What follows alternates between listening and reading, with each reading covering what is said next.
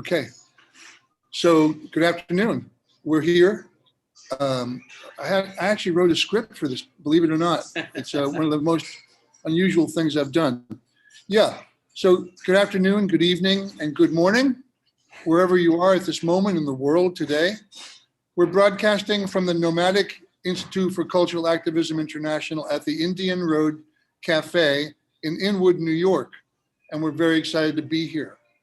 The restaurant is like a living artwork created and curated by its proprietor, Tom Bosco here. And Tom, thank you, and thank your staff for hosting the broadcast and welcoming the audience who are here, some of them in attendance at the cafe under strict COVID safe protocols. Emily Harris, our hosting producer, and I are maintaining social distance and an open door, allowing for ventilation from other aspects of the restaurant. And Tom is going to say a little welcoming note for us, and we really appreciate being here with you, Tom. Thank you. Sure. My name is Tom Bosco. I'm the owner of the Indian Road Cafe. I want to welcome all you people to the cafe, and I want to thank John and Emily for asking me to help host this here today. I've been the owner of the cafe for a year and a half. And one of the main reasons why I got into this business, I used to be in advertising, is that it checked a lot of boxes, particularly boxes related to community service. Right. The cafe itself is an extension of the community, as you guys know that if you live around here. And more important than just an extension of the community, but it's an opportunity to extend voices of the community and causes of the community. It's something that we're very passionate about here. From things we put up on our wall to events that we hold in the park. We're cause related, and we think that we have a responsibility to the community as we play an intricate role in it. It certainly what got me involved here. You're a socially engaged entrepreneur. I am, yeah, certainly, yeah, definitely. And you mentioned earlier today that you want to perhaps bring some of our common roots from Italy. Oh, I would love that, yeah. Culinary culture into the space here. Yeah, we're actually renaming the cafe the Inwood Farm. Inwood Farm. This used to be all farmland. Okay. And we like it to be influenced from certain cultures, one of which is an Italian culture. Yeah. Thanks. Thank you, guys. Enjoy the show. Yeah. Okay. All right. Thank you. We'll see you later. Yeah. Bye-bye. Thank you. Thank you. Well, so here we are, and thanks again to Tom and the staff, and our co-host Emily Harris, and we're here with Chuyia Chia. Thanks, Chuyia. Can you hear us well enough? Yeah, at the moment, the audio sometimes a little bit on and off, but at the moment it's working good. Okay, we'll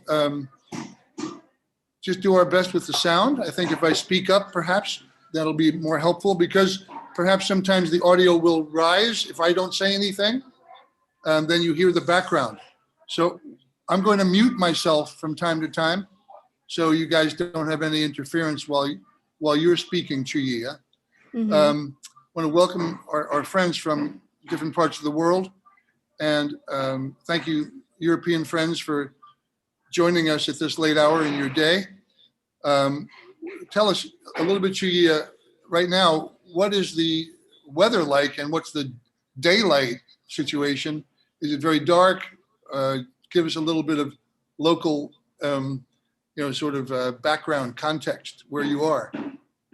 Yeah, now it's February, so it's moving towards equinox time. It's about 10 hours sunlight. And we had quite a lot of snow this year in the whole February. So it just melted away. So we had been like under minus for a very, very cold February so far. And it just get a little bit warmer now. Little sun, and today a little bit fog, beautiful. And you start seeing like a snowdrop coming. So yeah, something like that. So snow all melted away here in west side of Sweden.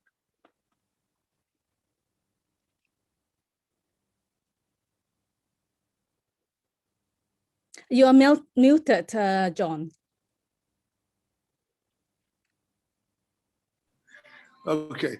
This is I think the third time we took our show on the road, and first time with background noise. So I have to discipline myself to remember, mindful. No I was worry, I can saying, remind you.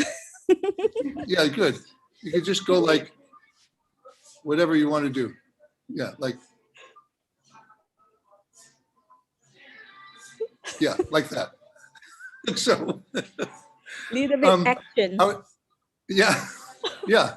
Well, that's certainly part of our conversation, body action. Yeah. But I was asking you. It seemed that you've traveled and lived in different places in the world during your life. And when did you actually sort of land in Sweden? At what point in your 2009 when I met Joachim 2008. And by and that Joachim time I is was here? Joachim Joachim is is on here. Yes, my husband. husband, and he has blue background and she has a kind of green background. Like that's the flag of your family, I guess. Blue and green. Yeah, so I was in Singapore and I met Joachim in a performance art tour in China.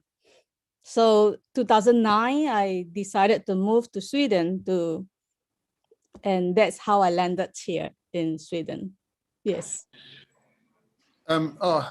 Babette is here from Amsterdam. She's saying hello. Can you see Babette? And Joachim and Jonas and Chuyia are very much pillars in the cultural community in Sweden and in China and in the international sort of space of contemporary art and, I dare say, cultural activism. So it's very exciting to have close friends and colleagues here. Chuyia, I know that you began your work, I think, as training as a painter. Is that true? Yeah, very, very early. Like, you started as a painter. It's almost like everyone started as a painter in the old time. And you get yourself involved and explore and continuing. So I was started as like a painter, but my interest was so huge, so wide. And I was like doing photography and ceramics and Chinese calligraphy and Chinese ink, you name it, like everything. But primarily, I started doing performance. I don't really put myself like a performance artist when I start making performance art because I can't pinpointing whether what was it. It's just like bodily involved of a project, or even I was doing like in front of a video. I was working on like mirrors and I built like a mirror sculpture and interact with the mirror sculpture and film and trying to bodily engage with the sculpture and that was, I would say, like early 2000 and where I start encountering with performance art.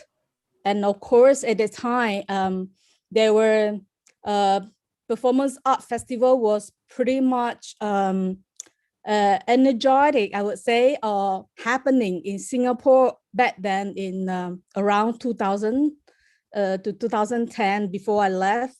There were this festival, yearly international performance festival called Future of Imagination. So they bring in so many international performance artists, which also open up my encounter with action art. And getting more and more interested in that, yeah.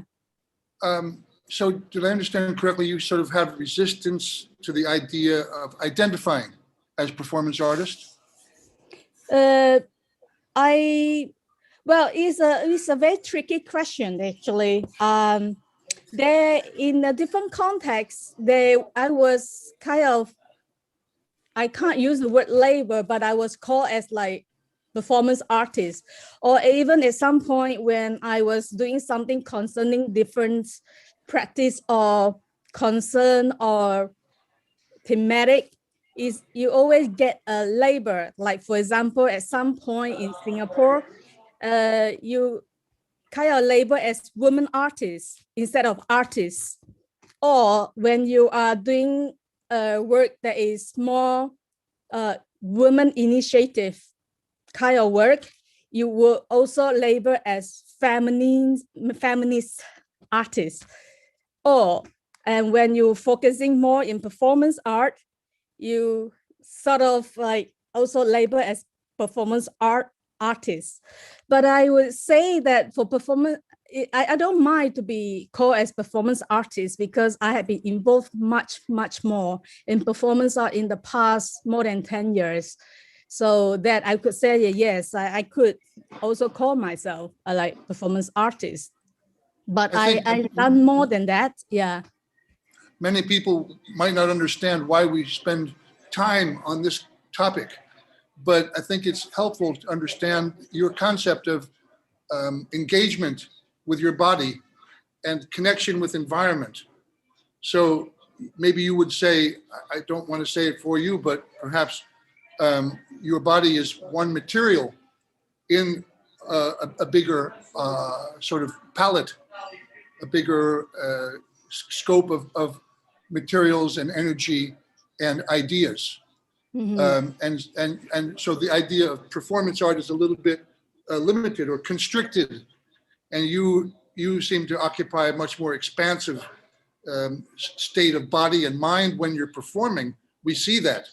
You're sometimes in nature. You and Joachim were ironing each other's bodies with hot irons in the snow. You know, you lie down on the street and you make your body available in a state of surrender on the street, like Yoko Ono when she did the cutting piece, completely surrender, right? So a friend of ours, you know, Carolee Schneemann, she said she considered her body like a kind of painting brush or like an extension of the painting process. So that body became this kind of a tool directly causing, language and vocabulary with the body, sometimes with a naked body, and maybe with many naked bodies in some of her performances with groups, group interactivity. So you're an event artist as well. Tell us a little bit about your events, but before you do that, maybe you can tell us a little bit about your sort of mentors or inspirations. And I don't want to I don't want to ignore the indigenous background of the Swedish tradition and grassroots, the Sami, and your own Asian background. And you often invoke the warrior, the image of the warrior, or of a costume or armor representing a whole energy field, as example, with your woven leeks. You did this garment with leeks. So coming back again, maybe you can just trace a little bit for us this idea of myth making. How did that process begin? And where are you drawing the sources of your sorts of mythology, the kind of cutting edge innovation? You're like a myth innovator. For the whole series of, for example, League Warrior that you mentioned, I would cut off the Sami part because I'm kind of like new arrival in Sweden, so the Sami part is not really in my knowledge, or I do come across to or visited the land and been there and understand a little bit, but it's not really my field to talk about. But for the League Warrior, it started from a performance art action. Have after been working on the many of different material and for many years of doing performance art, I try to find a material to, as you were mentioning about the vulnerability of body. So for the first moment when I was thinking, and this piece was started like when we had this pilot festival, performance art festival in Venice, 2015. We have this pilot Biennale. Was it Biennale or separate? during the Biennale. We started 2011. Jonas and Joaquin and we had been running this pilot festival in Venice, and we all going on the street and do live action. The first edition was involving more than 50, 60 artists. So you see action all over the street, everywhere. Now, while Kim has made a comment about Pirate Festival during the preview, so that was like a kind of, like in Edinburgh, you know, you have the alternative kind of festival happening at the same time. Is that the idea, guys? Is that correct? Yeah.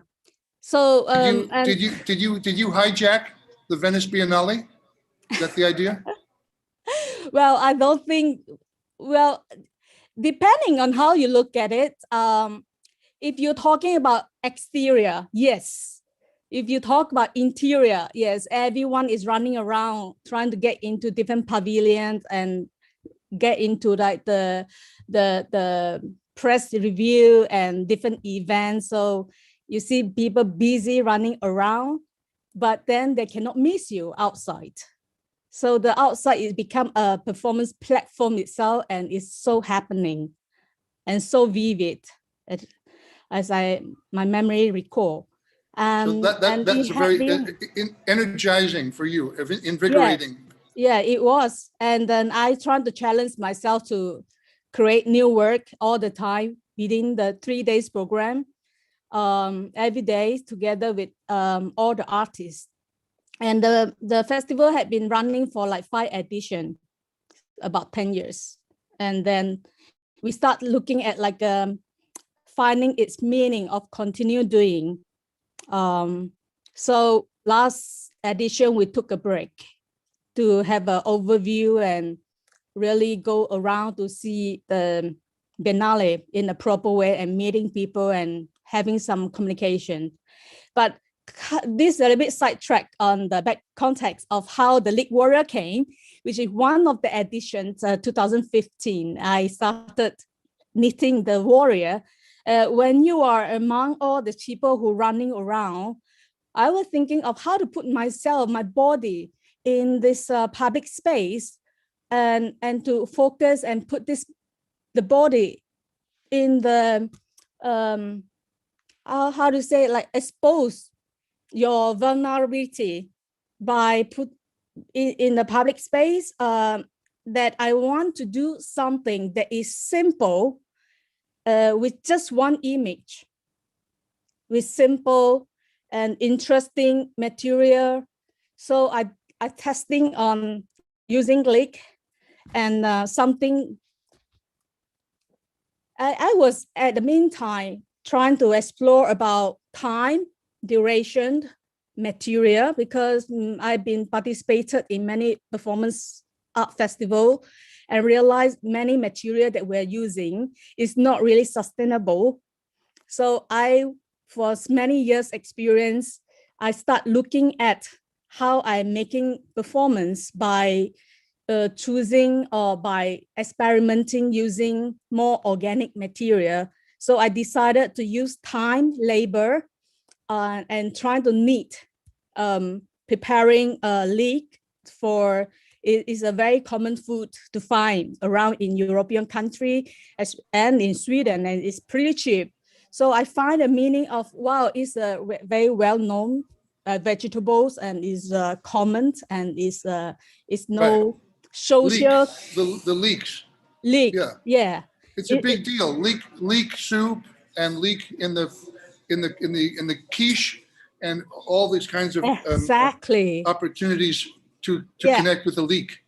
Exactly. It's So, health yeah. property Yeah. and it's availability, and it's like it's a vegetable or a food that is no boundary between classes as well. So when I'm looking at the meaning of this material, I thought, okay, I could use it as explore this as a material. So when I was preparing the first piece, I started putting myself, maybe I could share a little.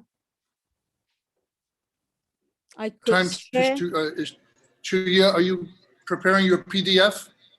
I have a PDF, extra PDF here, which is not with you, that I Great. could put in. Not this Is that one. it? Do you see my screen? Not this one. I have another one that I could actually share with you. Oh, another one. Yeah.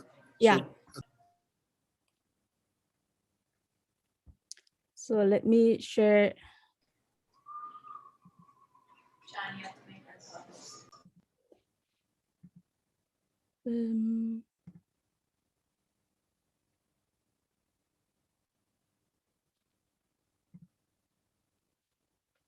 Can you see?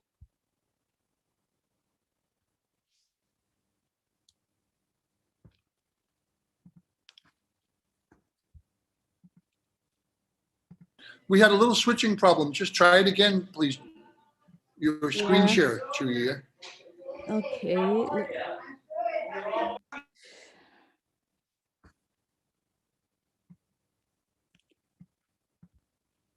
Yeah, now I'm getting a bit clumsy because I was prepared for this, and then I wasn't so familiar with this Zoom as well. So let's see if I can still do that. Did you click share screen at the bottom? Yeah, I did. Oh, that's the one there.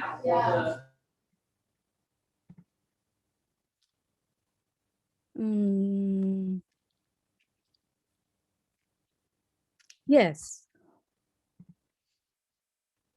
No. Okay. Anyway, I think probably I just leave it. I was prepared this so that I can show the image. Is strange. Maybe it's in your preview application or something like that. Now it's coming. Okay. Can you see this? Yes, perfect, perfect. We see several screens. Okay, so I think you Can have you to. see now? Yeah, that's brilliant. Yes. Okay. Thanks, Gia. Thank you for your patience Great. and concentration. Because a friend of ours, Suzanne, is just coming into the picture here. Okay. Here we are.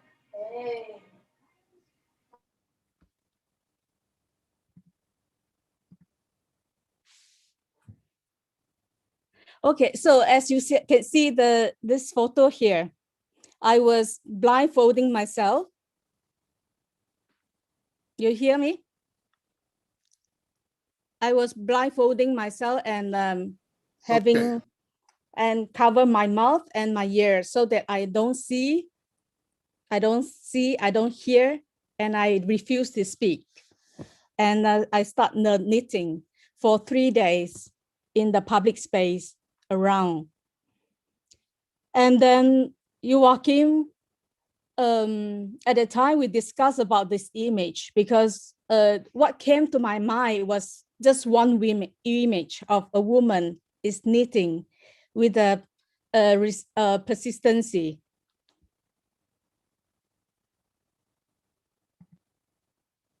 You are knitting together leeks and making it into some kind of structure. We don't know what the structure is yet. When people encounter you, when they encounter you on the street in Venice, are they aware of what the sort of product will become?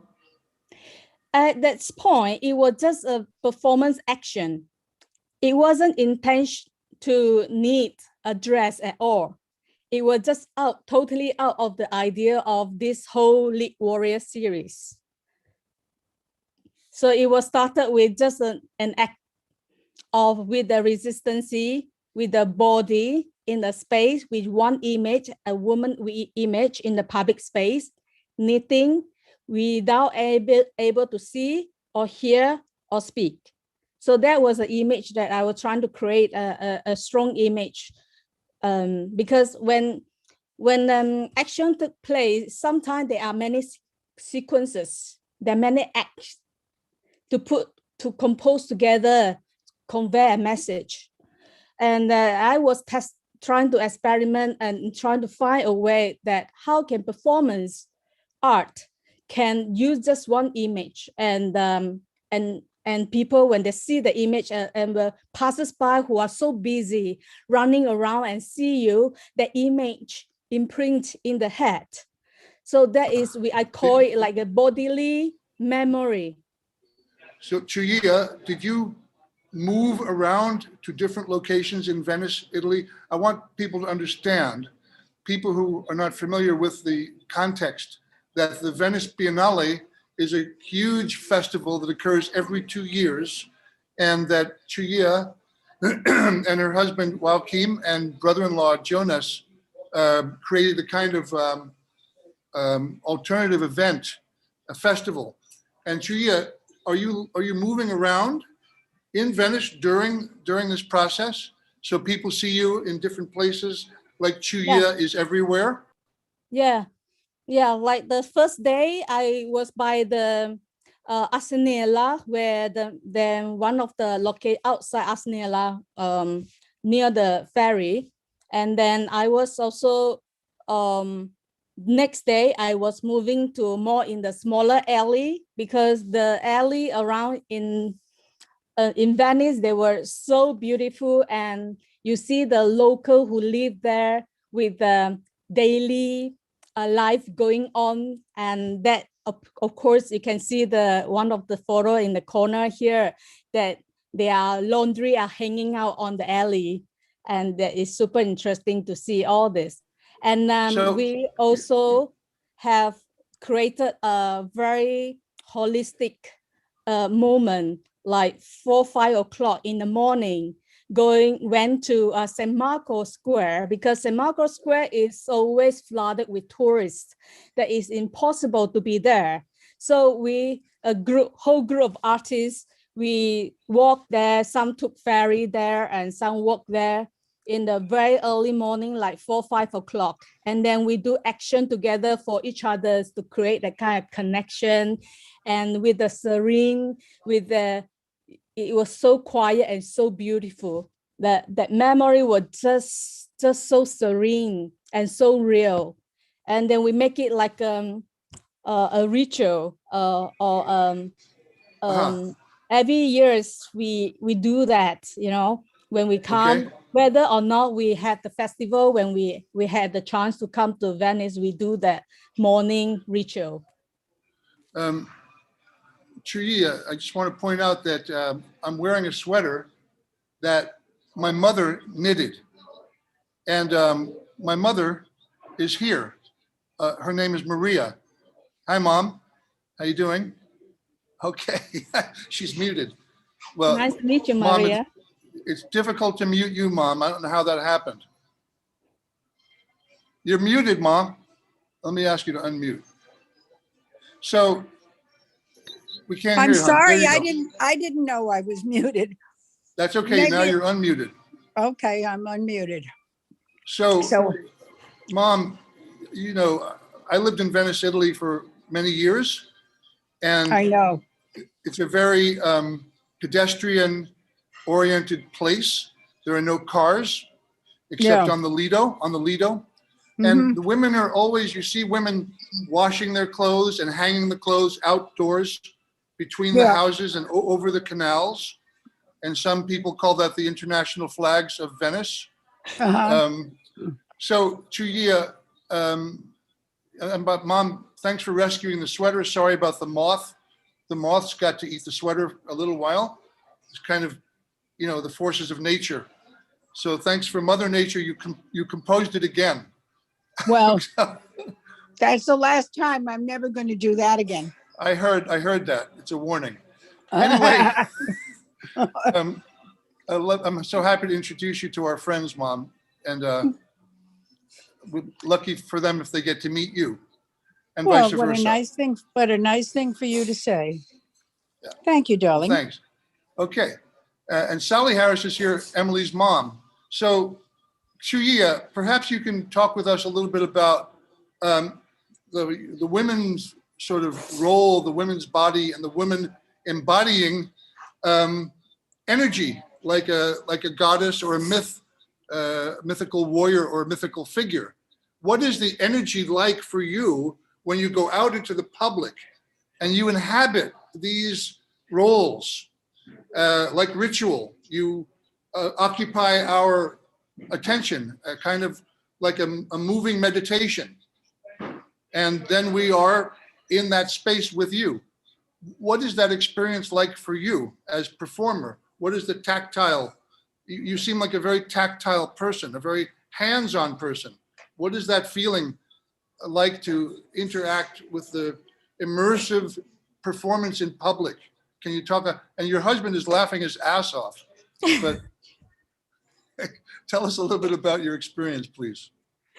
Well, I can't really put it in the perspective like I did really how to put it,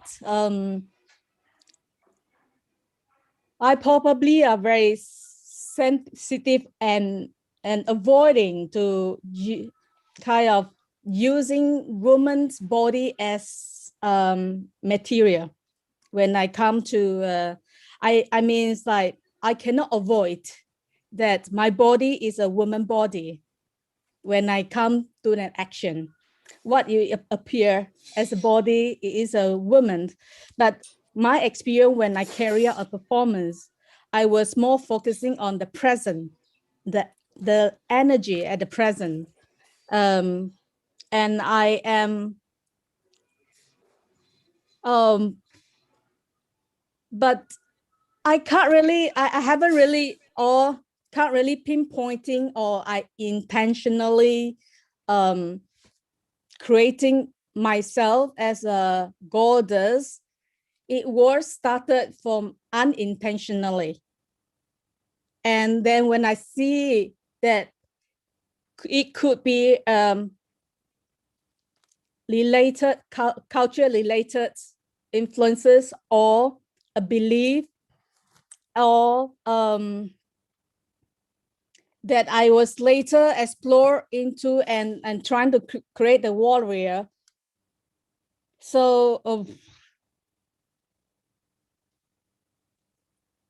yeah, I haven't really like putting it into context, but for me, a warrior is something that you're fighting with, and we have been always fighting for different things in our life.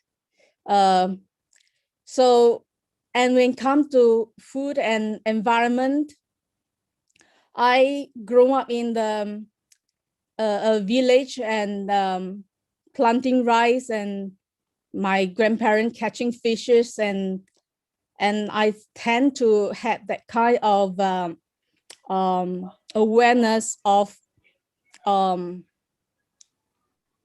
getting something from the land, that how the land is feeding us and surviving. So interdependency, yeah? Yeah, sort of. And you rely on land, and you also have to maintain the land. You have to communicate with the land. You have to dialogue. yeah, and as a folk culture from a village, in that sense, you believing in goddess, local goddess. You believing In China?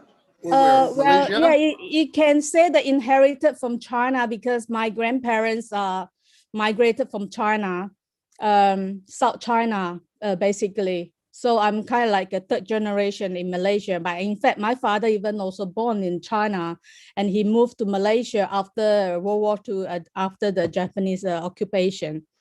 So the whole family surviving by the sea, by the land, by feeding the whole family for education and everything. So that give, so the sort of like the, not fear, but the respect to the environment is so important, that your father go to the sea and catch fishes. You never know if he come back safe. Your grandfather is also putting the effort to plant something on the land, that you are helping in the land and planting rice, and if you don't eat them with respect, you know, all kind of, it's like, I would say that it probably like a imprinted culture memory. So ritual in your art begins with the goddess in your childhood, huh? Yeah, I didn't notice until in a later time when I really looking back to the childhood, where there are so many different ritual, festival, like worship goddess, also of focused events happening in the village, that I never know that they have the meaning of the ritual is becoming so important. But then in the later part of my life, when I randomly going many things and come to create my own ritual, I found that ritual is really is a very important part, where you keep life in the in order, in the very real and prepared, and I just lost the word. Yeah. Yeah, but it's almost a wordless place too, a place without words, isn't it? Yeah. Yeah, you can So say. do you think that the ritual, from your experience, is a kind of doorway or a threshold into the universe, a meeting place with the creator? Yeah. Is that like an idea? Yeah, I would say, A yeah, it's a place. threshold where I start like open out and able to see things. But then when I was moved to Singapore, I don't see all this actually coming, because I was exploring to something else. I trying to understanding the whole contemporary art scenes, and trying to get into the art world and understanding the practice. So it doesn't really come to me until when I moved to Sweden, where cultivating, planting, everyone was very much into seeding, you know, because of the fall season. It's really nice to follow the season. Whenever, whether you have a small balcony or you have a piece of land outside the countryside, or you have just a small piece of land, everyone is cultivating, growing something big or small. And of course, living in that sort of environment is bring back my childhood skill, because I was helping cleaning fishes, you know, do all the households. That's why when you were asking me the question of when I'm making my action in the public space, it's a long story back of the body memory, where you had been so used to all these chores and households and making and they will very naturally come in place when I carry out an action or when I'm working on something. Yeah. And You forgive me if I interrupt you too frequently, but this is such a rich conversation. It's just a pity that we only have 60 minutes to chat before we have engagement with everybody. So I hope that other people will please be mindful of their own questions and responses and interact with Chuyia. There are a few comments already ready for a post 9 p.m., 5 p.m. Interaction. Chuyia, in this moment of planting and the seasons changing, it's also a moment when the community somehow gets a signal we have to go out and act, yeah, to sustain our lives and so on. So the aspect of community seems also to be part of your work, and also the content of the important topics of issues that you've also woven into your performances. So you're acting like a conduit with the universe for the audience or for the co-participants, yeah? And tell us a little bit about how community becomes a part of your work, and maybe you can show us one or two more images. That would be very nice. You mean like in the another PDF or the performance art piece, or the PDF that we have? Whatever is at your fingertips. That's easy, yeah. But again, while you're looking for some image, you could be thinking a little bit about this idea of community and integrating content, survival, all these issues that your work addresses, and also the awareness of being in the present moment. How amazing is that art makes us more present and can also have a contagious feeling for the participants being in the present. Mm.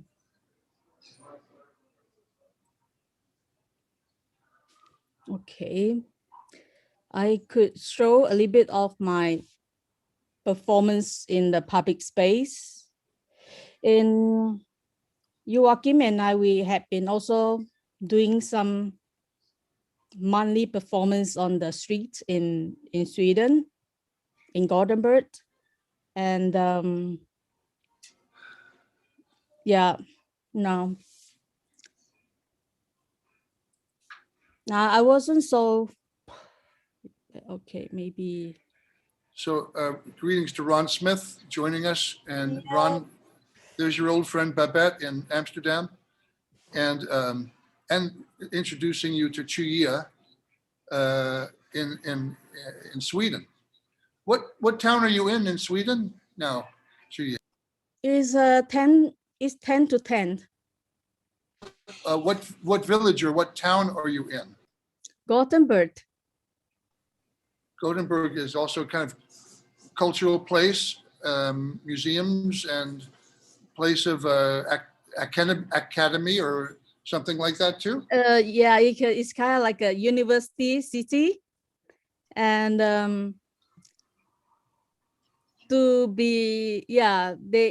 are some, well, if you're comparing like Gothenburg to Stockholm, it's kind of different. You say that maybe there are more things happening in Stockholm, but Gothenburg as a home to many artists is actually not for the marketplace, but for art making. I would say that many artists have been, there are artists who come and go and residing here or moving to Gothenburg. And I also understand that there are pretty many artists who are also there were like art academies around, art collective, and artist run space. So yeah, in terms of the community, as comparing to what I used to live in, is still smaller, but there is a small community, but it's not really you need to put the effort to get into that community. Yeah, I was more focusing very much in the performance art side, where when I running or organizing with Joachim, I get to meet many artists and engage in local. And in the beginning, people were really interested and yeah, I'm so sorry that I couldn't really pinpoint. okay. Yeah, because I wasn't so prepared for this question, but I was more prepared for the question that involving my exhibition right now. So you, yeah. Well, are you prepared for the exhibition sharing? You can share this? Yeah, I was more prepared for the show that is going on right now in. Yeah, let's see that show, by all means. And I'd just like to introduce you to Nancy Azara. What, Emily? Should I share the PDF? Would you like Emily to share the PDF of the exhibition? PDF she sent. Yes, please. Okay, and we have one Because of our I guests is felt- here. I felt some point that I wasn't a speak person for the art community in Gothenburg, even though I am also part of the community, but the community is pretty divided and in a different way. So I don't think that I would able to speak about that so much. But of course, in general, we do have the art hall, we have the art museum, and Gothenburg is the second city of Sweden and in the west coast, and convenient of traveling down to Malmö and I also trying to doing outside Gothenburg, like Trollhättan, another smaller city, and Högdö, where I was having my show there right now, where more involving in the region. Right. Yeah. You know, while Kim is saying, yes, it's a working class place, a hardworking place. The Volvo industry is there. And so maybe it's not so easy as a, a contemporary artist to, and also, did you feel kind of like foreigner or outsider? Yeah, I do feel like a foreigner or outsider when it comes to the comment about the vibes of the city, because I came from Singapore with a very high metropolitan art scenes, and then you come to a place where it had its own history of the culture. And like when I have sometime when I have topic and discuss with Joachim, he lived here his whole life. His parents lived here his whole life, so he had a totally different input and discussion about the whole art world in Sweden. But for me, I spent over 10 years time here in Sweden or in Gothenburg. For me, it's not deep enough for me to discuss or talk about the city. I want to introduce you for a moment to our friend Nancy Azara, whose name here says Zoom user.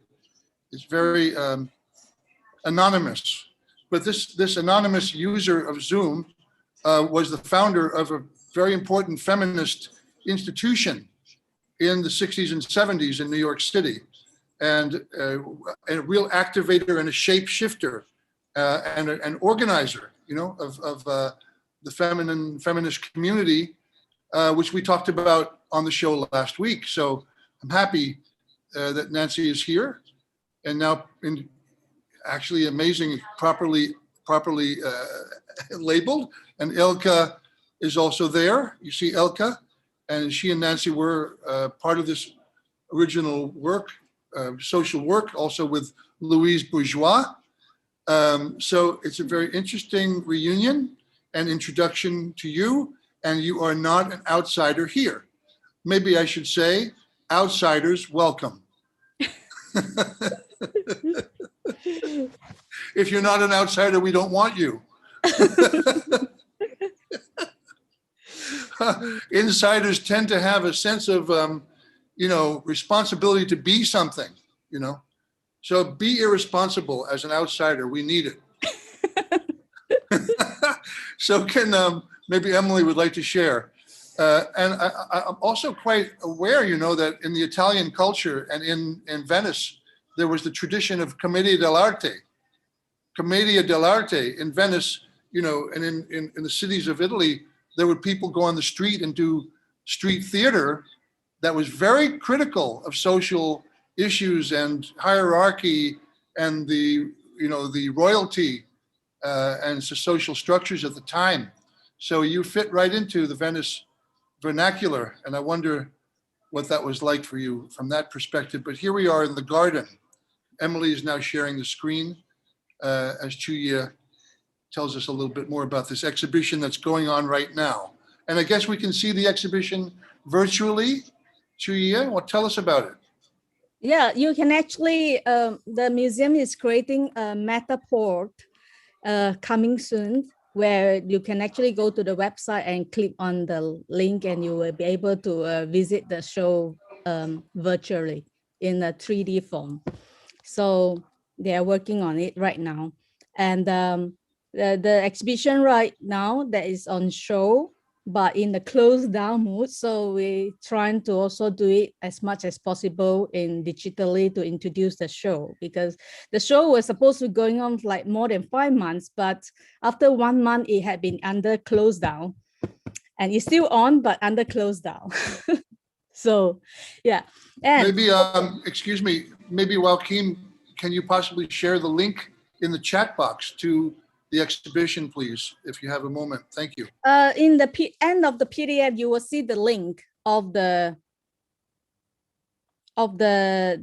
page of in the museum page, but the virtual page is not ready yet, but it will coming soon. Yeah. So the show is called Man and Land, where when I was giving the opportunity to show this, to have this exhibition, I was trying to focusing on our relationship of human and the land, because for this for recent years, as you can see from my action and the traces of the development of my work, very much like in the nature space or outside indoor space or in the environment.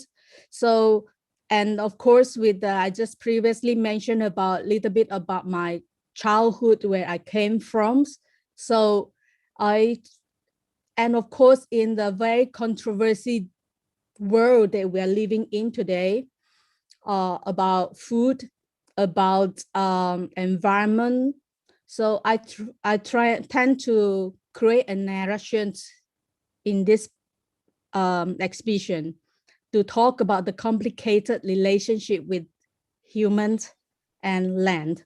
So Okay. here I kind of like a humanitizing the land as a couple. So we are like a couples. We need each other's, and we using and we rely on each other's very much. And we had to find a balance to be living in a more sustainable way. So that was a whole concept in this exhibition. And the exhibition had 4 parts. The calligraphy on the back wall, what does that mean? Those 2 characters? Yeah, Those the 2 characters? character is a very old Chinese script. I'm using old Chinese script because no matter how, it's still relating to where I came from, as like Chinese language is pretty much in the spoken language in the family. So I was choosing the most familiar language, using the word, it means cultivation or plowing. Or if you add Plowing. another meaning, it could also mean agriculture. So I'm starting with the land and how humans interact with the land, and how we started our civilization and developed. So that by using the little symbol, as I have described a little bit. If Emery, can you maybe move a little bit lower to the lower part? It actually does describe the hanging symbol, meaning in Chinese, "ken" is plural or cultivate. So it's like a form of tool, a meaning of the tools. Well, the reason why I choose this word, because of the, I think that is a human activity by having a tools and the land. So when humans start working in the land, is form the whole relationship of how we using, how we start cultivating, how we start making food to feed ourselves, and eat something. So when I remember when I was a little child or a small in Malaysia, I always say I'm very lucky to born on that land, because I will never go poor, because I can just plant and I can feed myself, or I can just pluck something from the tree and I can just feed my stomach. And so it's a very naive, but it's also a very beautiful thinking of the availability of a fertile of a land that providing.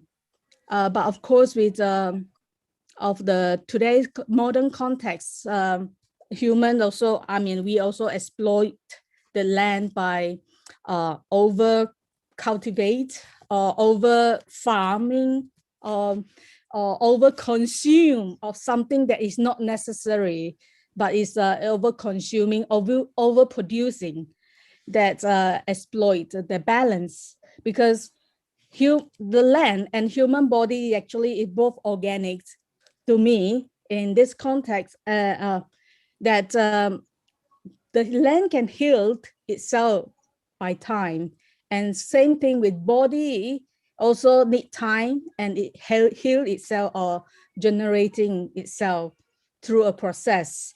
So in this, so as you see from this picture, there's like a myth or a garden where audience can walk into from here. You walk from here, one way in, one way out, and you come to the center here, able to see the hanging piece here, which is like 2 meter and 3 meter in size. And then you come out here, so you are not bumped into another person if they're coming this way. So it's better that you come this way and get out. And from here, you go up to the second floor, which is a balcony or a mezzanine. So this symbol here, the whole land, is borrowed from the idea of the geoglyphs. The geoglyphs from all over the place, and I'm trying to find the form of it to talk about. I come across to a podcast talk about of this Joe Reagan speaking with Graham Hancock. They talk about the discovery of the under civilization in the Amazon basin. So when I come across to this topic, I was looking at the human civilization underground that discovered by the LIDAR. Is a kind of scanning laser from above the sky after the fire, that all plants, all forests have been gone, and then the land exposed, and it was able to scan or some part expose the geoglyphs.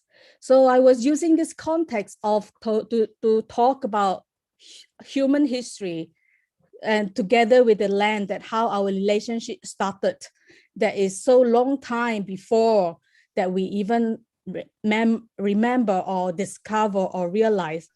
Of course, I try to also have a time frame. So I set the time like between around, looking at the time between like 3,000 to 3,500 years ago, looking at how this civilization. So I kind of creating the garden based on the idea of the geoglyph, where you can see from the above, and together with the hanging piece, and this grass are actually the crop, our temple crop, which is what kind of grass? They are wheatgrass. Wheatgrass. So also smell. Yeah, the smell, and the green grass, you can actually cut them and subtract and drink juice. And of course, if they are cultivated in a farm, they can also grow to wheat, which is we are using to make flour and bread and pasta or noodles or whatever you need. And we know that these greens produce air, oxygen to breathe, to eat with our lungs. Yeah. Right. Did you know about my air projects with plants? No, I Oh would my. like to, yes. Well, Would love Babette, to, Babette came to see me when I was living in a glass house with 10,000 plants breathing once a minute in Holland. And I'll tell you more about that project later, okay? Mhm. But so important that you initiate people in the urban space, in the conventional, dead space of a museum, the very life source, and the responsibility interacting with nature. Yeah, it's more like putting a seed to the visitor to start thinking of their own. I can't, yeah, self-initiative is much more important than when you've been told what to do. So to plant the seed and of the awareness is much more important than telling people what to do. Yeah, so and here come to the lead warrior. When you go up by the second floor, up to the mezzanine, where the 7 lead warriors standing. The 7 lead warrior, they were using different skills. Some were like waving, some was like you were putting the question about the tradition handcraft of weaving, knitting, cross-stitching, sewing, and I was using different technique and cutting leek, dry them, and soften them by using glycerin, so they are valuable and a little bit more sustainable, so that I can wear them. Because for leek, once they dry out, they just break easily. So it's a very fragile material. So I was creating some of the pattern. They were very randomly made, but at the same time, they also follow a little bit of little references where I was trying to look for, like, for example, the terracotta warrior, or for example, some of the, like, for example, this weaving piece, like the bracelet where the Red Indian are wearing them to protect the chest. So I trying to use the different technique and put them together and see how they look alike. And when I putting on this leek suit, they kind of transform me into a goddess or a warrior. It's like kind of in persona me to be a person which I imagine or thinking I am that warrior that is protecting the land. So as you can see that I was using different continent, and you can see the crayon and then the Arctic environment, the tropic environment, the sea, underwater. So Emily represent the rainforest.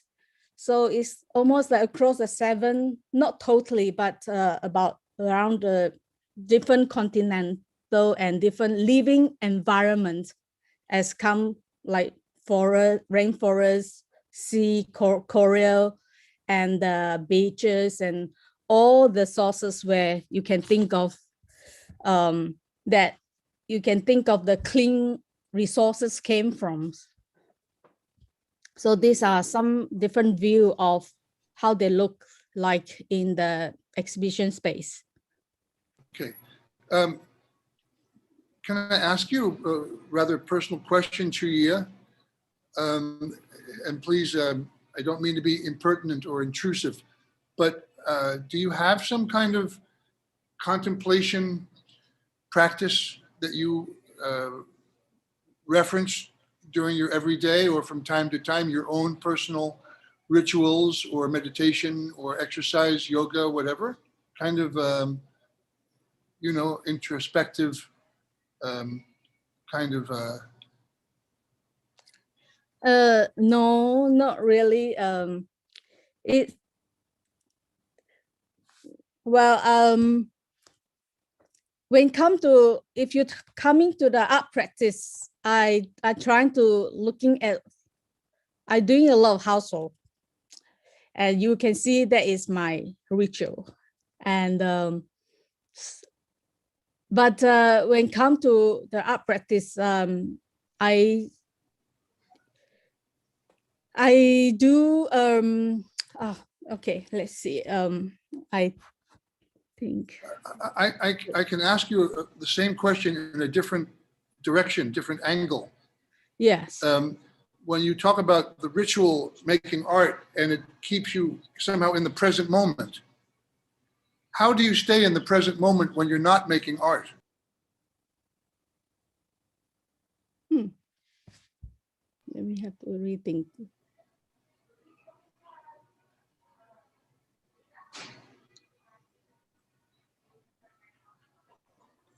No time limit.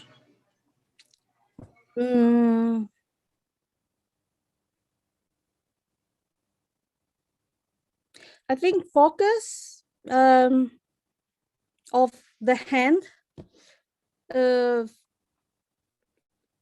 For example, I often feel if I can write something, I need to be like, for example, on the move. But then when I am, I think there is a goal. For example, if I have a, yeah, I'm a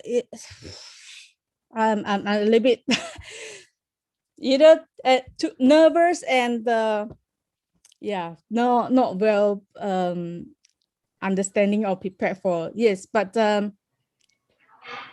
your husband, I your husband is making a comment because he's with you every day. Lucky people. And he said, first he said glycerine. I don't know why glycerine. And then he says, you cannot ask the tree how it is the tree. And then he says, almost everything Chuyia does is or becomes ritual. He's right in a way. That's why I couldn't put into word to describe them into a description or a theory, because you're living inside that practice. You're living like at some point trying to have the idea of like doing is the act of doing, like everyday's life, when you are, from the moment you get up and then you going through the day and then you repeating every day the same ritual, the same way of doing, so that you are not forgetting something. And one day when I don't following the same way of doing, I could forget things or drop off something, or I want to do something, but it wasn't in the same way of doing it. So, You know, Chuyia, the Tibetan people, you know, they became quite popular as a kind of culture and community to learn from, you know, in the last, 60 years or so in the Western world. But for them, they think of our mind as very funny because we Western people get very involved in the bubbles of our own life, not necessarily, you know, understanding outside our own personal bubble. And there's a lot to say about that, but does it seem unusual to you that people actually meditate or do mindful study? And when you teach, I guess you teach, I see pictures of you teaching. What are you teaching people? No, I didn't teach. I teach in the long time ago, but I haven't been teaching for a long time. But I do conduct like workshop, and when the workshop, yes, workshop. What is workshop? And then Chuyia, after workshop, let us invite other people to talk with you because I'm very selfish, and I could talk with you for a long time. So what is workshop? Oh, what is workshop? Yeah, it's kind of like a common name for, but we trying to do things together and learn of a way of doing. For example, if you are interested in a certain topic, for for example, like performance, and the participant probably are interested of how you are doing certain thing or achieve to a certain thing or creating a work or as some activity. So you kind of leading them to achieve or do something together in the workshop. So sometimes when I have set up a goal of inside a workshop, for example, a performance workshop, focusing on how some aspect where you can practicing in the performance art, for example, senses, that you need to, instead of aware of people around you, to get nervous, that lost your mind, and you probably want to close your eye and just focusing to the senses, like forcing yourself back to be more sensitive to the smelling, for example, the feeling of things moving around you, or the touching, that kind of thing. So that is some part of the workshop that I've been conducting, and or Yeah. using material and things, exploring the materials in that sense. So like also using the body senses to be in the here and now, in reality, sensitizing ourselves, Yeah. because the body is always in the here and now, I guess, huh? Yeah. Body is in the here and now. Yeah. Let's turn over the time now to other people in the community here. And there are some links there, but we should copy paste those links into the chat box for people. But please, thanks Emily for that hard work. And thanks everyone for being part of this community with Chuyia. We at the Institute, Emily and I would like to host one of your workshops one day. So just saying, hopefully we can discuss that, how it can happen. So thanks everyone, and please, thank you Mette for pasting some of those links. Thank you so much. So please everyone, please enjoy this opportunity. Again, we're in a community space here in the restaurant in Northern Manhattan. And Chuyia is with us in her garden, virtual garden behind her.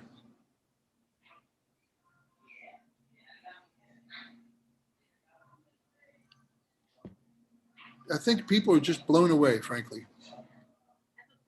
Oh, Emily, thank you, Emily. So please go ahead. Can you unmute? And I will unmute.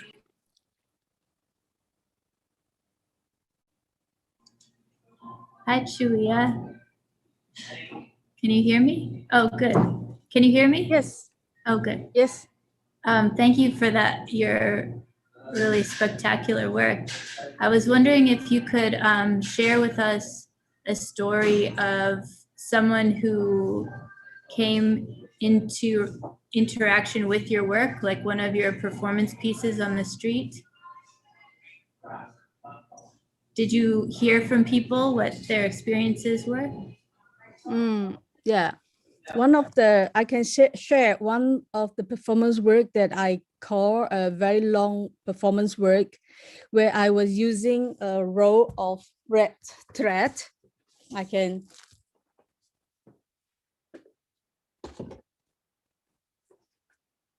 This is a roll of thread that I actually found when I was on the performance art trip in Mexico, Naragochi, Huachochi. And then I started a performance by using my hand, weaving small little flower. And when I come to Mexico, I don't speak the language, I don't speak Spanish. And I came to a Naragochi village where the Raramuris are, and they don't speak Spanish. So how we got to be friendly and interact with each other, I use action.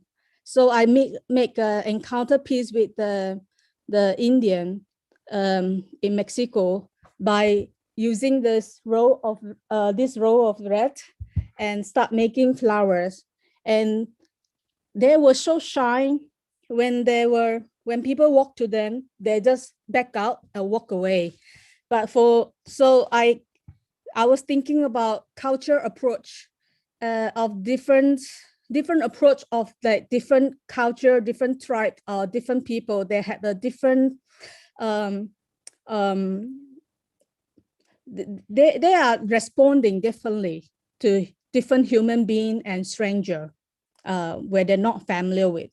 And surprisingly, when I was trading this little flower, they were interested and they were surrounding me instead.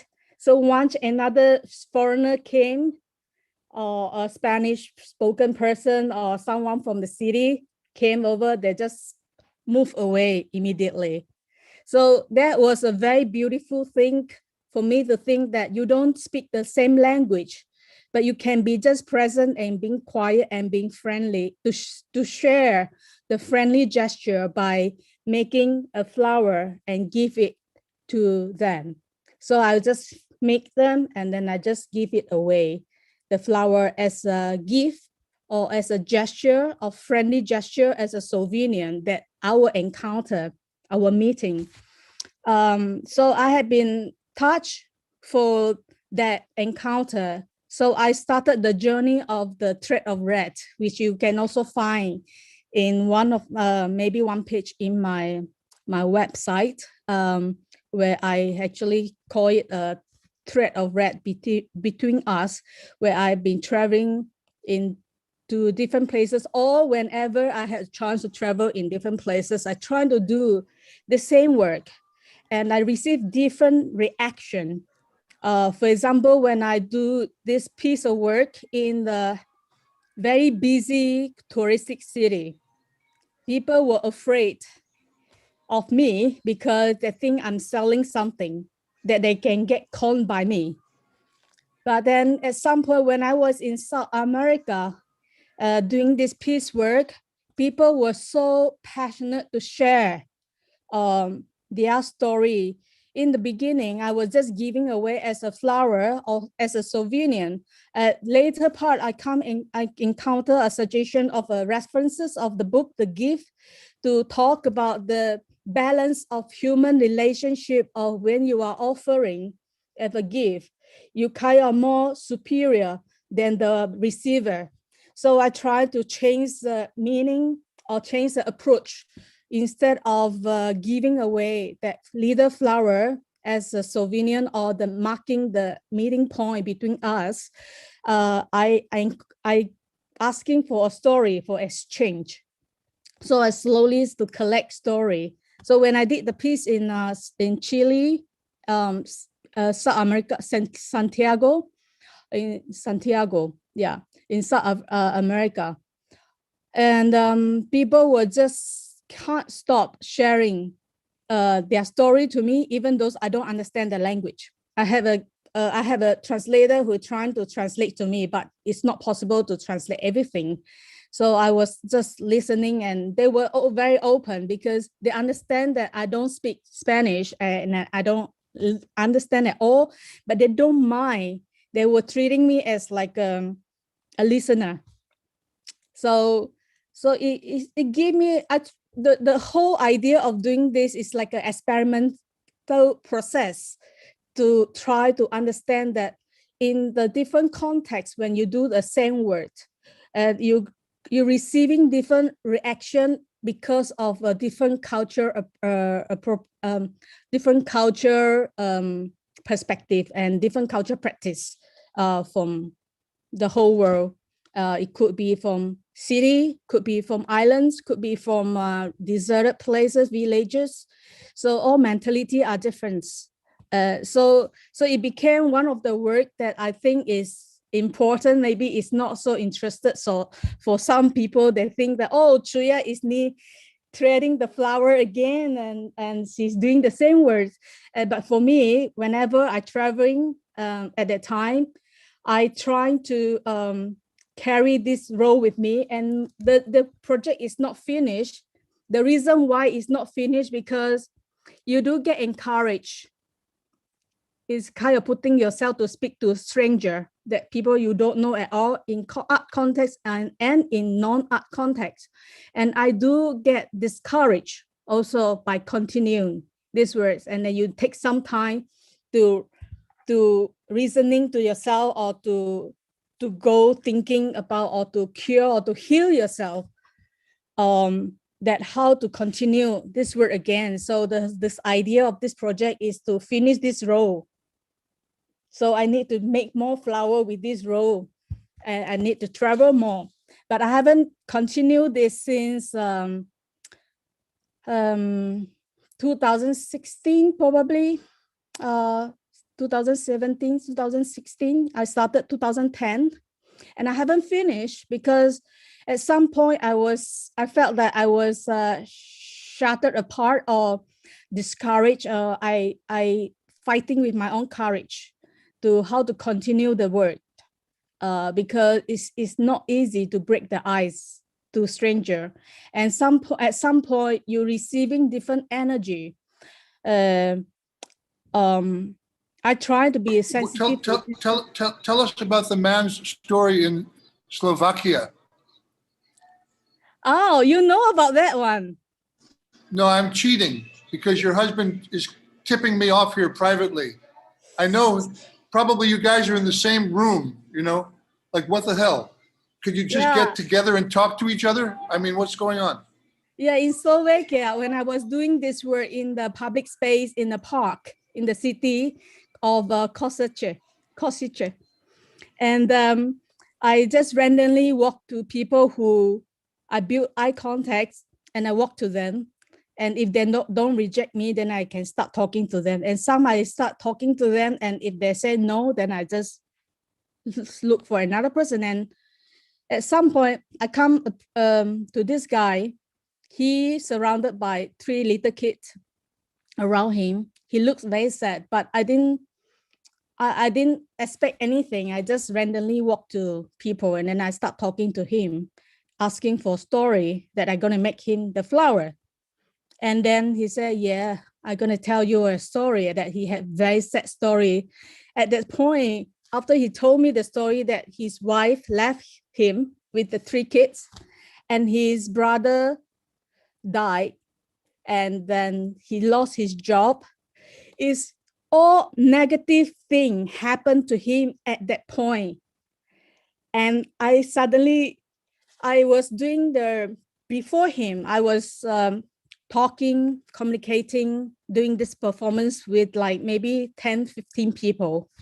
And then when I come to him, that after he told me of his life story that happened right now to him, I felt the dark energy like shattered over me, cover all over all the sadness, like just showering from my head to toe, that I feel the chill that I felt with him. And I feel so sad with him. And I don't know what to say to him but then I put my courage to bless him, to talk, to tell him, and to create a hope by telling some like the encounter of this. Maybe there is nothing that is lower than this. Something may be great coming, especially this red flower, because the red color is represent happiness and luck. And red color is also represent like passion and encounter. Like when you tie one person to another person together, that you build some kind of connection, that his life at some point is changed. So, and then of course I wish him. Also, Martin Scorsese, you know, the filmmaker. Mm-hmm. He said his favorite color Sorry, Marco? Martin Scorsese. He said his favorite color is red because red is the color of blood. And blood is also what connects us all together. And your work with fabric is like the social fabric, you know, social thread, threading us together. Yeah. When we were kids, I work very much with thread, like threading together, because I have a belief or have a vision that one line, when you're repeating that line, it became a pass, it become one whole piece of something, depending on how you form that line. So when you have multiple lines going on and on, like whereas you can just use a pencil to just draw a line, and this line repeating, it become a piece of mask. It's masking out. And the same thing with just a thread. When you are threading into something, it eventually became a piece of fabric. And this is also, I believe this threading is also a contribution, maybe subconsciously, to the leek warrior, where I started knitting with the leek instead of the thread. Yeah. Okay, next question. Well, Looks like Babette has a question. Babette, yeah, of course. Yeah, thank you, Chuyia. I just wanted, I'm really thrilled by the idea of the League Warrior. And I would like to ask you, could you talk to the materiality of, I mean, in how far has impermanence of the material anything to do for you by using specifically that material? But for the material itself, beside I'm putting it like a different aspect. One, no, we talk about the concept of the material, or we talk about the making sustainability of the material. Can I be? I would like you to address the fact that it's so, that it represents impermanence in terms of leek will change its form and it transforms, and the whole process behind it of the time you use it and the process that is involved. So I'm interested in that aspect. The dress is time is one of the aspects that I'm emphasizing, and then the fragile material is the second part, second elements that I try to put in under this piece. And in the beginning, when I started with this material, it's so fragile, and I actually like the fragility because it's also suggests the fragility of life, of vulnerability of human body, human life, and with all the danger or everything surrounding us. So that is how I looking and using this, and of course culture perspectives as is a culture, like in my own culture, we eat leek, but it's not really the same leek as like this one. Is more like the garlic leek that is very important in family practice that we eat during Chinese New Year, or even reunion, or a specific days of memorizing somebody and something like that, because you believing that you eating the word leek, garlic leek, is kind of in Chinese it's called suan, is that if you are eating, for example, now is Chinese New Year, and yesterday was the 11th of the Chinese New Year, that the Teochew people need to eat leek, because when they eat leek, they have something to keep in the pocket. They will have money for the rest of the year. So because just of like vocabulary, in terms of phonetically, it sound like something that you have something to count. So, but then in Europe, when I found this material, it's kind of becoming something more like all people food, and it looks similar, tastes similar to the garlic leek, and so it's kind of like a cultural replacement of food. When you are moving or relocating, you always explore, like in terms of the food culture, you have to find an alternative or substitute to replace something that you cannot find in that something place. like also potato is very food of the very poor people also, as what Joaquin just mentioned. Yeah, I think potato have a very long different story from different culture and country as well. I met some artists who are focusing on potato. But yeah, back to leek. So during the process, when I found this material and explore, I cut them into slices and I try to work on them. And when I cut them in very thin, they were just like thread. So I'm very good at using thread. I'm very careful with thread and very good in thread. So I said, okay, this one line, if I connect them, you know, how they're going to be. So I was working on without thinking about how they're going to be. So I start using it to knit. And, but after a while, they dry out.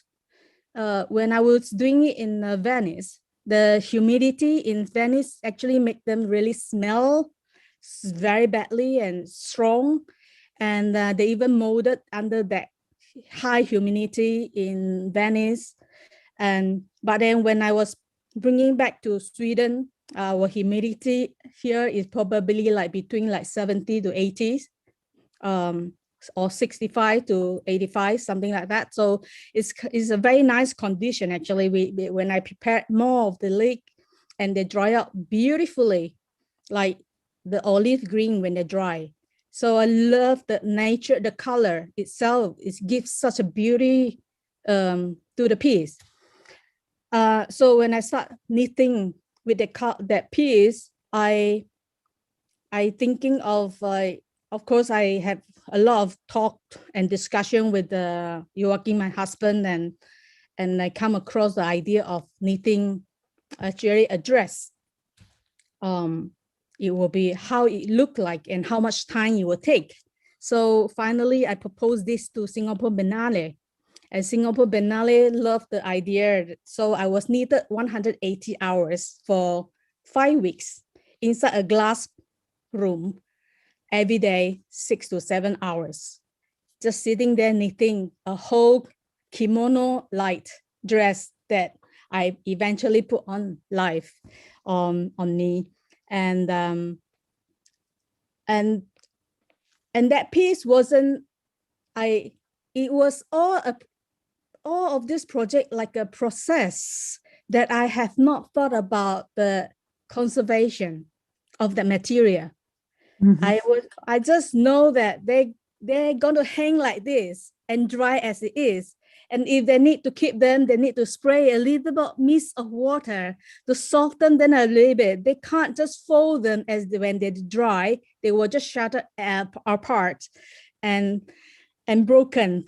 And so I have to give instruction that, oh, you have to spray them and when you fold them, but then you can't just keep them rolling them in a confined space because they will rot. They will mold and rot. So, but eventually they find a way to conserve the piece in a special condition. After I came back, I continue experimenting and I was doing some research of how to preserve dry flowers. So I come across using Giesling testing, and I was so happy it worked. So I have some old pieces that is already dry. I soaking it into that material and I let them dry and they're soft and they can work again. I was so happy that, oh yeah, you know, when during Singapore Biennale, I need to like 2 weeks to prepare just enough time to dry the leek for me to able to work on them every day for 5 weeks. So I have to get some assistant to really help me cutting the leek every week. Imagine every week 20 kilo of leek cutting and dry them. Your fingers? How about your fingers? Any reactivity? The finger is fine actually. One thing I didn't realize is that when you have so much leek clogged together in a confined space, at some point your eyesight going blurred. Then I realized it was the gas, of course, and the smell filled out the whole room. That at some time you had tear that you don't have no, because they were so subtle that you had no idea that that smell actually came, or the gas came from the leek. But it was such a nice experience anyway, because every time you walk into that space, you entering another space. So, but of course, body remembers the smell and a posture. So to knitting, sitting for 6-7 hours per day for 5 weeks, no matter, every time when I left the space, I try to do different activity, yoga, stretching, so that I can relax the body. The next day I go back to the same space again. I probably will be able to holding and that position and continue. But every time when I go back to that same room, sitting on the chair, it's like the body is just create its own memory. All of the things that you're doing outside the room doesn't work. You start feeling sore, pain, sour, muscle aching, you have sitting problem, any physical consequences, you have it. That is so brilliant. That's such a gift. That is the experience from the body. And in terms of the mind, when you're locking inside the room for 6-7 hours, you're not communicating with people. They're only looking you inside from the outside the room. You see people, you look at them, you give them a smile, and then you continue knitting. What's going on in the mind? So the whole process of focusing in one action, it became so meditative. And when you were asking if I'm doing like meditation or doing any practice of something, I do not doing in a daily basis, but in that long duration performance, I encounter meditative stage where I reach some amazing, beautiful stage where you see like white light shower on you, and then you are kind of entering some different space. It's such a different experience that I never able to, when I try to reach that again by myself randomly, it doesn't happen. So I try to figure out like, how does it happen? And in what context and what condition it happened. And sometimes you really have to, if you really want to continue encounter that moment, you have to continue the focus. Once you get distraction or someone say, hey, hello, or waving at you and you look out, you probably just lost that moment. So I had a great experience in terms of my mind. And I had so much of almost like a whole life reflection in that room as well. This is our 20th show. We began our first show talking about darkness with the poet Anne Waldman and her friends, including Babette. We talked about darkness. When you're having this experience, do you experience negative emotions, and can this negative emotion bring you to the light? No, it wasn't negative to me. Sorry. I understood sometimes sadness comes, yeah, but then light comes also. So I'm just referring a little bit to this idea of sadness. Yeah, when come to like a meditation process, I try not to. For example, if I'm mourning, or sad, I won't do meditation. I often have the very kind of step back, very try to be careful with spiritual experience. So I always believing if you are very negative, bringing together with some negativity with you, carry on, you probably are inviting yourself into more negative situation. So yeah, it's just a personal preference. Right. And I would love to probably just do meditation when no circumstances, like not a condition where conditionless, like by accident or when I prepared that, oh, I had nothing, just I want to enter the emptiness. I'm not super happy or not super sad. I want to encounter something or want to try something or do something. Yeah.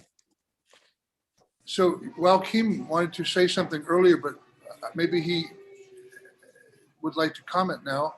And Yeah, I'm well, I happy. think that We can go a little bit longer, but I just want to be respectful of what people are expecting in their own, individual time schedule in Minnesota, in Boston, in Amsterdam, in Sweden. So thank you. And Upper Michigan. Okay. no, but I think what I really liked with Chuyia's performance in Singapore Biennale was that she was making, after every day of work, this 5 weeks, she made a 5-minute recording. Everything that come up in mind. Can you hear me, or am I? Yeah. Oh, it's Now I okay. can hear. Oh. So she made recordings that she put together 5 minutes, 5 minutes, 5 minutes, and it was all the emotions that comes up after her work, sitting there knitting for 5 long weeks. Maybe you can tell them about that, Chuyia, because that was also with sorrow. You were crying, you were high, you were laughing, and with your tears. Yeah, for that piece is very specific for me also, that I am trying to looking from a performance perspective, where we often looking at action as a body form. We are looking our visual focusing of an object or a human on and something that this person is doing, but you never know what is happening in the mind. So I try to record, because our mind is going very fast. And so every day I try to, whatever I can record or I can remember in the last 15 minutes, 15, 20 minutes, I try to give a narration of what's going on of the whole 6 hours every day, nonstop. And eventually edited into like, I think 4 hours recording. So of recording narration into a device, you're recording? Yeah, so I had a mic with me, and in the last 20 minutes before I leave that room, I will continue knitting, but I will talk. I will kind of get myself, prepare myself, okay, what happened from I came in until I finish. So what was in my mind, my Chuyia, emotion. at what point did you decide it's important to record these experiences in the process? I can't really, because like I said, that our mind moving very fast. We forget things very fast also. So I cannot just tell everything for the whole 6 hours. So I can only highlighting of something that I remember, that came in my head. After 3 days, after 2 days, you started to record? No, every day from the day one. From day one. Yeah, so it's a 30 days performance. And these recordings, are these like raw material for other work? They or what are you were doing? edited a little bit every day, because I need to have the recording have to be on show after I left the room when the exhibition continue. So they were documented the whole process of video of me inside, the progress of the knitting progress, and my narration for like 4 hours after edited. But I didn't edit too much. It's more about sometimes when you are thinking and you have that moment of, so just cut it off. Otherwise, most of the speech, the narration are inside the recording. And then they were all on the show together. So when audience came into that space after the performance session, they are able to walk into that space to see the real piece, and they're able to smell the leak. They're able to go closer look to the material itself. They're able to sit on the floor to see the video of me being inside. And that glass room actually is on the street. So every day passed by, and I was stepping outside the room and watching myself and to remembering and all. I don't call it mourning, but it's more like a ritual of memory of you being inside the space for 30 days and every day 6-7 hours. And then now you left that space and that place is empty without you and what left behind. And then you hear passers-by who work around the area passing by every day. They will tell each other story. Oh, there were a woman knitting there every day. And now she's gone. So it's a very beautiful thing to remind you about the present that people remember when they are passing by that space every day. At some point, like some mother and children pass by because they probably have some learning center nearby and they have to go by maybe 3 times a week. And then they were so sad, like, oh, I'm not there anymore. Every day they were so happy running. The first thing when they pass by, they come in front of the glass panel and looking at me and see what my progress and happily talking to each other. Of course, I don't really hear what they're talking, but you see the action, of course, and you feel so encouraged by that. Yeah. And so that was a piece started with this knitting the future, where I continuing doing and later on I contributed and come to the League Warrior. So the 7 League Warrior wasn't included. This League War, the knitting piece in 2016 in Singapore Biennale wasn't included in the 7 League Warrior because it was become a collection to the museum right now. So, but then I trying to make other pieces to create that. After a while I said, oh, now I fulfill my dream to make one dress. And now I want to create an army. So then I start thinking about, oh, I want to create more pieces, maybe 10, maybe 12. So I try my best that I can to create more. And now I have that 7 pieces. Wow. Yeah. From there. Yeah. Well, there's Mette, and it looks as though Mette is also in Sweden. And I don't know if other people have comment to make or question, but Mette, how do you know Chuyia, and what is your?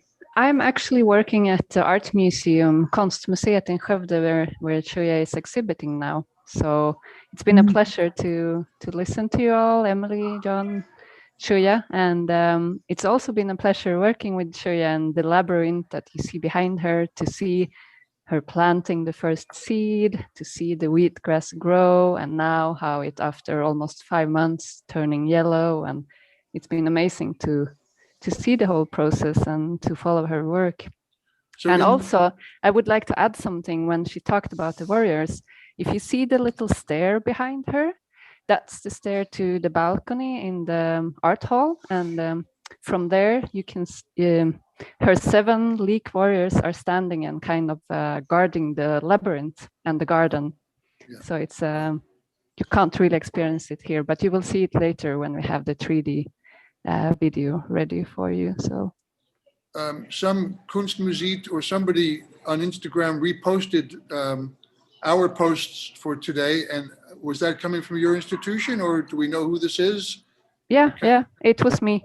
Oh, you. Well, then, yeah. Hi. So, yeah, hi. Okay, keep up the social media. Thank you. Thanks so much, Mette, for your great work with Chuyia and for sharing your experience. Yeah, it's been a pleasure. Yeah, sorry. Hold on. Babette also? No, yeah? I just want to wind up a little bit back to Babette's question about the material itself. I haven't really finished because it's a bit sidetracked.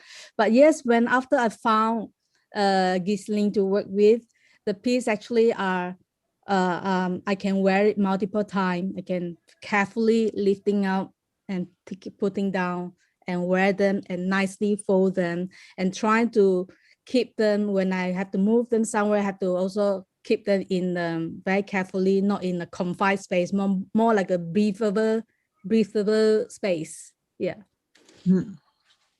Babette is an extraordinary filmmaker, artist, social sculptor, In fact, she created a television channel in Holland for the themes of Buddhism, films about this theme and culture. So just want to introduce my sister of many years, Babette. Can I, John, I have a question. Can you hear me? Yes, fine, yes. I don't know if you and Chuyia would allow me to hijack this meeting by bringing up the great poet Lawrence Ferlinghetti, who just passed away last night. Oh, no kidding. Yeah, at the age of 101 years old. You know, he used to be a landlord of mine in San Francisco. And he's an amazing person and who is responsible for most of you knowing to put Howl, you know, the most amazing poem out in the world. Howl by Allen Ginsberg, yes? Okay. Yeah. And, you know, he, of course, started City Lights. But if you don't mind, I would like to read a poem by him to honor him. He's such an amazing force for poetry, you know, in the United States. Is that okay, Chuyia? Do you allow me to read a poem by Lawrence Ferlinghetti? Yeah, I think you would like it. It's about women. It's called To the Oracle at Delphi. Great Oracle, why are you staring at me? Do I baffle you? Do I make you despair? I, Americus, the American, wrought from the dark in my mother long time ago, from the dark of ancient Europe. Why are you staring at me now, in the dusk of our civilization? Why are you staring at me as if I were America itself, the new empire, faster than any in ancient days, with its electronic highways, carrying its corporate monoculture around the world, and English the Latin of our days? Great Oracle, sleeping through the centuries, awaken now at last, and tell us how to save us from ourselves, and how to survive our own rulers. Who would make a plutocracy of our democracy in the great divide between the rich and the poor, to whom Walt Whitman heard America singing? O long Sybil, you of the winged dreams, speak out from your temple of light, as the Sirius constellations with Greek names still stare down on us, as a lighthouse moves its megaphone over the sea. Speak out and shine upon us, the sea light of Greece, the diamond light of Greece. Far-seeing Sybil, forever hidden, come out of your cave at last and speak to us in the poet's voice, the voice of the fourth person singular, the voice of the inscrutable future, the voice of the people mixed with a wild, soft laughter, and give us new dreams to dream. Give us new myth to live by. Thank you. Yeah, thank you, Lawrence Ferlinghetti, for really enriching so many poets' lives. You know, for recognizing Jack Kerouac, for bringing out the beat poets in San Francisco. And thank you, Chuyia, for sharing your art with us tonight. Thank you, John and Emily, for making this possible. And, you know, it's so great that these meetings are not just giving us the knowledge of each other's art. We are, John and Emily, you are providing us with a network, you know, to connect to other artists living, you know, in different spaces, and which we need so desperately right now in this cultural lockdown. Thank you so much. Thank you. Babette and everyone, thank you, Babette, for showing us again how to love the world. And that, as we all do, love this world in all that we're doing. And doing it together makes it happen a little bit faster than if we do it alone. So very grateful. And Emily and I would also like to offer the dedication of this show tonight, not only to the memory and spirit, the energy of Ferlinghetti, but also to our friend Monet Clark, who lies in a hospital now suffering from an immune disease caused by environmental conditions and factors. So Monet, we're with you. We love you very much. We rely on you to recover and to love the world together with us again soon. And we're thrilled to be co-hosting or co-curating an actual virtual exhibition in a few weeks with you. Come back strong. Yeah, right on.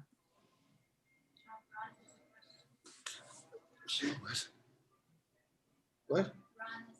Oh, Ron has a question. Ron, come on in, Ron. Ron Smith or Ron, who is it? Here, me. Oh, it's Ron Daniels. Ron How's it going? Daniels in yeah, good. Better all the Uberland. time. Better all the time. Uberland. Chuyia, I love your presentation. Thank you very much. I was very struck by your, when you were sitting in the plaza with the X on your mouth and over your eyes, immediately made me think that, you know, we, the marginalized people of the world, you know, we are here, yet they don't allow us to speak. They don't want to see us, you know, yet we are here. And I love your presentation that you put yourself out there with the X across your mouth and the X over your eyes, because we are here and they cannot deny us. And by the X, that shows that we are sovereign individuals, you know, that we understand our personal sovereignty in this world that we're all in. Yes, we are here. Thank you very much for that. It was a beautiful, it really moved me. Thank you. Thank you. Yeah. What were your thoughts when you did that? Can you please? I think many of my performance pieces like a diary to me.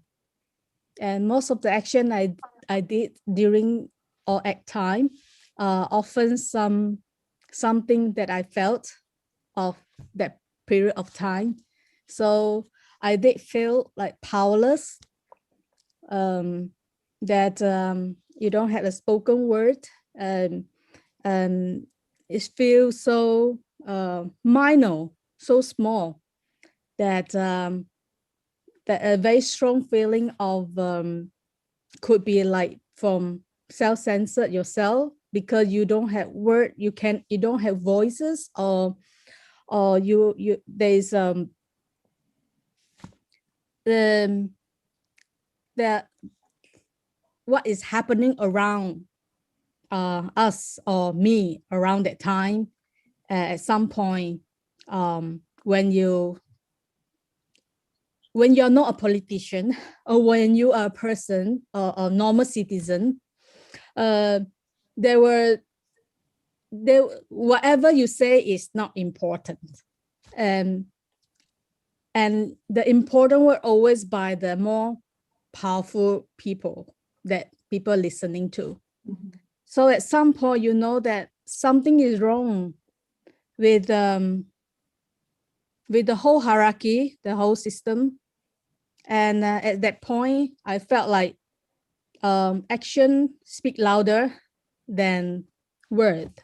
So I was using the symbol to using, actually, if you see, I cover my ear, my eyes, and my mouth is also like the tree monkey covering ear and eyes and mouth, so that I can choose. It looked like a protest, but it's also, I try not to making it like an activist action, because I still want it to be a art work, art piece of work.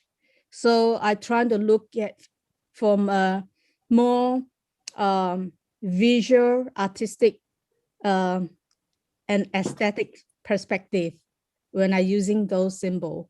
So, and using the sign of the tree monkey, no evil, no see, no hear, no speak, because we are living in a very polarized world right now, or even 5 years ago, or 10 years ago, or even maybe further. When you come across to a different stage of life, you understood that, oh, something you may not understood until you reach certain point of understanding, and you can know that you can see a lot of unfair thing happening, especially people who have no power. Yeah. So yeah, that was the reason why I was covering my ear, eyes, and mouth. Covering the eyes could be like, okay, see no evil. Either you don't want to be affected, or you are censored yourself, or you are putting yourself in a disguised perspective that you don't want to see, so they don't exist, or you don't hear. It could means also in a positive or negative or mob. So I often like to look at things from the passive and the positive and the negative, the passive and the active. Yeah. So It was to like hear, choosing, to not hear, yeah, it could be a chosen to not hear, but it could be also a chosen to hear but not hear. Yeah. Yeah. well, Chief Seattle told the Catholic priests when they made it out there. He asked him. He goes, "If you would have never told me about this place called heaven, would it exist for me?" And the Catholic priest had to admit to him that had I not told you about heaven, no, heaven would never be, nor hell would exist for you. It's only because I told you.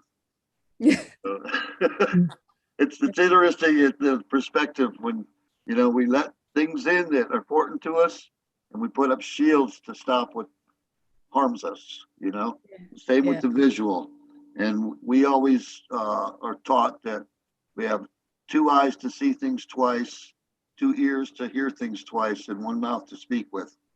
So it's always wise to see things and hear things twice before we say the first words that come from our mouth, because they're usually wrong, and we sometimes regret.